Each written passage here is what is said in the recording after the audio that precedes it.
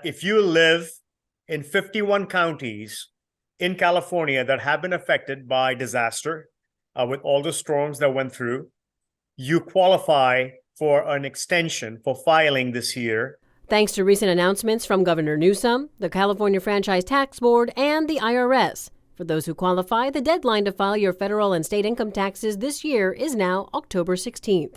Not only do you get a filing extension, but you also qualify for the deductions extension. So there's no special form, there's no special letter, there's nothing else you need to do over and above what you would have not done normally. You qualify if your county is on this list. These are the counties the government deems impacted by the recent devastating storms. They include El Dorado, Sacramento, San Joaquin, Placer, Yolo, and Yuba counties. Even if you didn't have storm damage, you automatically qualify for the extension of the deadline. Seems too good to be true. It gets better. Even if you don't live in these counties, you still qualify if your business, property, or tax preparer are in the impacted counties.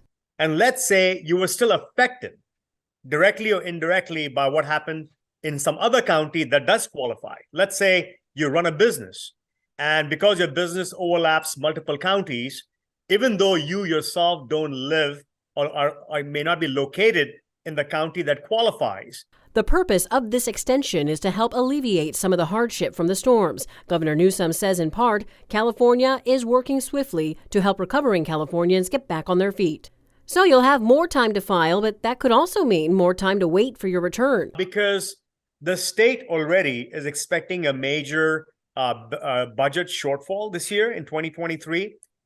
So it is likely that the tax revenue that was expected to come in normally is not going to come in based on that schedule. And therefore, the refunds that go out may also take a little bit longer than usual because the money may not be there in a timely fashion. So I do expect delays. One tax law office with branches all over the state has some concerns, telling me the postponement of time to pay makes us very nervous as we fear clients might get hit with estimated tax payment and late payment penalties that are not expecting it.